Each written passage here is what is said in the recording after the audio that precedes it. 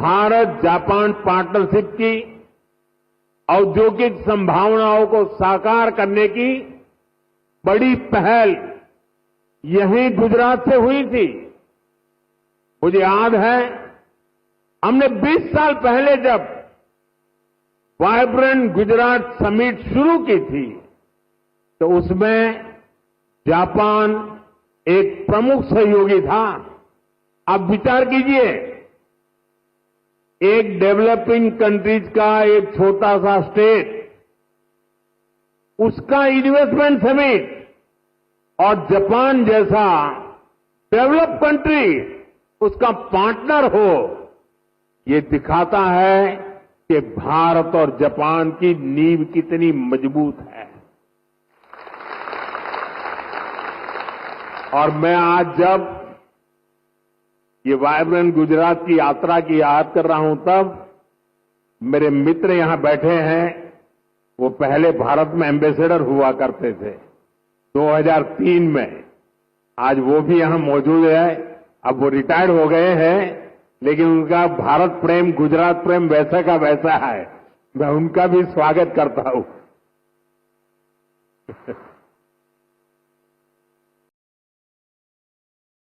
गुजरात के लोगों ने भी जापान के लोगों का उतना ही आत्मीयता से ख्याल रखा।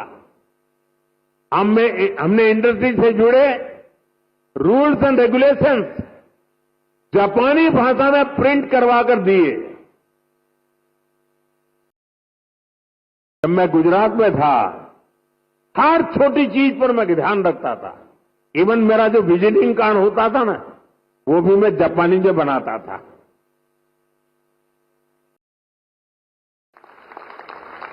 जो वीडियोज बनाते थे हम प्रमोशनल, वो वीडियो को जापानी भाषा में डबिंग करवाता था। यानी मुझे मालूम था कि मुझे इस रास्ते पर बड़ी मजबूती से आगे बढ़ना है। और मैं सभी राज्यों को कहता हूं, आसमान खुला है भैया, आप भी मेहनत करो, आओ मैदान में, बहुत फायदा होगा।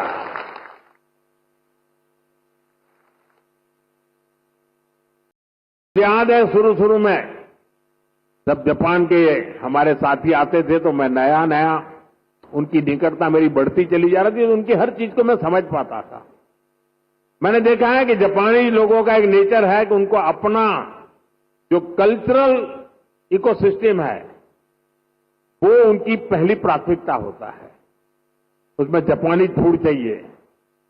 ये जैसे गुजरात के लोग हैं ना, उनका भी ऐसा ही है। वे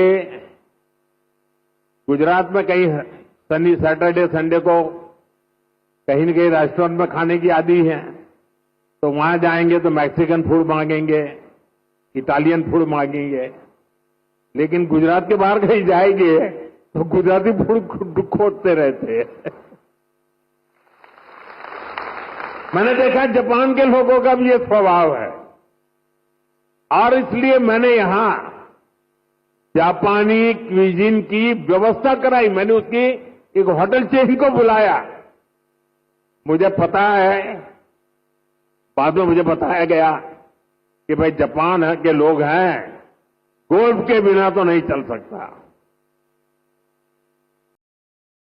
मैंने उसको भी प्राथमिकता दी और अपने जापानी साथियों को ध्यान में रखते हुए हमने, जो गुजरात में गोल्फ का नामो निशान नहीं था, 7-8 नए गोल्फ कोर्स डेवलप किए। देखिए, विकास करना है, इन्वेस्टमेंट लाना है, दुनिया को आकर्षित करना है, तो हर बारीकी पर देखना पड़ता है। और हमारे देश में कई राज्य हैं जो करते हैं। जो राज्य पीछे हैं, मेरा उनसे आग्रह है कि आप भी हर बारीकी को अवसर समझिए और विकास की नई दिशा पकड़िए। इतना ही नहीं साथियों, हमारे स्कूल में, हमारे कॉलेजेस में, हमारी यूनिवर्सिटीज में बहुत बड़ी मात्रा में जापानी भाषा सिखाने को प्राथमिकता दी जा रही है। बहुत सारे जापानी भाषा सिखाने वाले टीचर्स आज गुजरात में भी है। कई स्कूलों में जापानी भाषा सिखाई जा रही है। साथियों, हमारे इन प्रयासों से भारत जापान के बीच पीपल टू पीपल कनेक्ट बहुत बढ़ रहा है।